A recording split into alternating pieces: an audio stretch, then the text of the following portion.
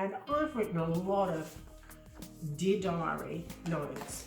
I want to encourage you that journaling is a vital and important part of our recovery. It's not just an arty-farty sort of little hobby. This can be vital and vibrant to healthy, long-living wholeness.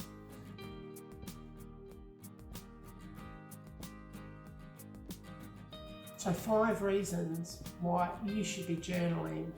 Number 1, you know that journaling actually helps us process our thoughts.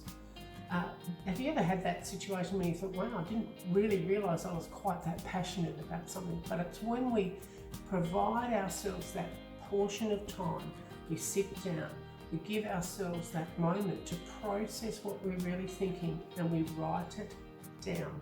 It's therapeutic. It also helps us unlock aspects that we might not have identified otherwise.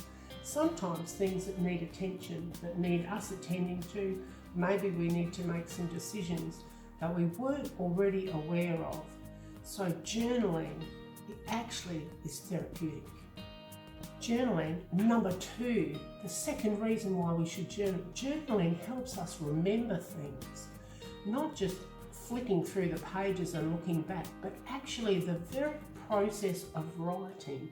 It is scientifically proven that when we write things down, it embeds it on our minds and we are more likely to remember something that we've written down. I don't know about you, but perhaps we've had those things in our lives where we think, I'll never forget that, and then yet we do. And when we look back over the pages of our diaries and our journals, we can actually be reminded of some of the good things as well as some of the pitfalls that we maybe need to avoid next time round. Why we should journal, number 3, journaling builds our creativity. For those people who I help writing their memoirs and their books, journaling can be a great resource for that. But also it can build and help us in our creative, whether it turns to scrapbooking, memoirs, journaling, creative exploration of how we feel, and getting in touch with our emotions and being more connected and whole as people. There's a great book that I refer to that's got prompts and drawing and writing exercises by a woman whose name I find very difficult to pronounce, but have a look in the links below and I'll get you a direct link there to her book, The Creative Journal. Of course, part of the creative can go right, you can take that as far as you want into scrapbooking, journaling, scrapbooking, memoirs and altered books. So this is an altered book.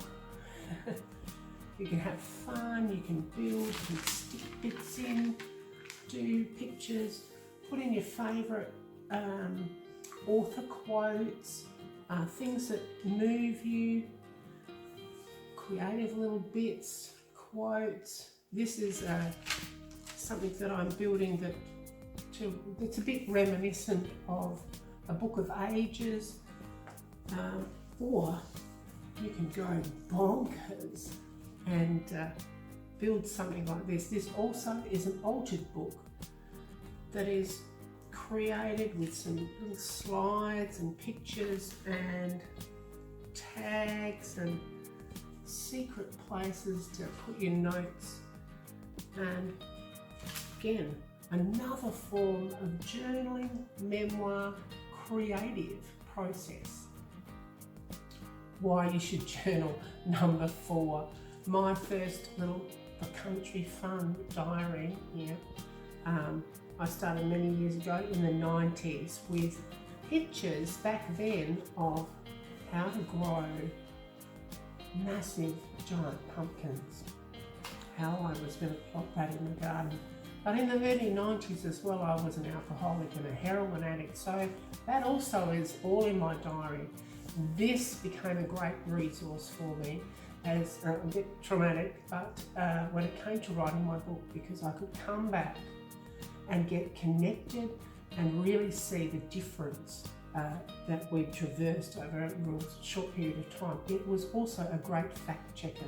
Now we have to be mindful because obviously it's tempered with emotions, but certainly when I needed to check dates and events, my diary was a great resource. Number 5, the 5th reason, and I'm going to give you a bonus one. If you've stuck with me this long, I'm going to give you one bonus one as well. But number 5, you think of the stories of the Diary of Anne Frank and other stories. I think of when my grandmother passed and I was able to go back and look at some of the history. So diaries very much have been those human stories that actually are involved in us being able to keep history alive. Historically, stories have been handed down from generation to generation. What better for them to be written down and for us to be able to keep those memories and those historic times. Can I say, in this time with Corona, that some people's stories are going to be really powerful into the future. So it's very important that we keep some history alive through our stories. For those who've stuck this far, your bonus one is being able to journal your faith. I believe absolutely that there are things that the Lord will say to us that need to be said and written down for the following generations to come. You know that God will have his way, and sometimes I believe absolutely that he may speak a word to me that may not be necessarily fulfilled in my lifetime, but God will have his way, so that those stories, those words need to be written down and handed on to the next generation so that they can see the blessing of God generationally and his hand at work in our lives. That's your bonus. For a spiritual resource for that, a prompter, a bit of a prayerful journal prompter. This is one that I've really enjoyed, and I'm a great one for drawing outside of the lines, but that's a great prompter, and sometimes it's really wonderful to have a bit of a book that's a prompter. I'll put the link for that. So for those who are still with me, good on you. Here's my little cheat, easy cheat. You know, the diary and the journal that I use these days is really just simply a children's school book. You know, your school diary that your kids get for school, and it's got the days there, and I use that now as my diary, my dear diary, and I can colour it and change it and stick in bits as I see fit and have my tracks and resources of really being able to keep note of what God's doing in my life, some of the mundane things as well, and being able to track those and build up a resource that is helpful and fulfilling for me as a person. So God bless and enjoy.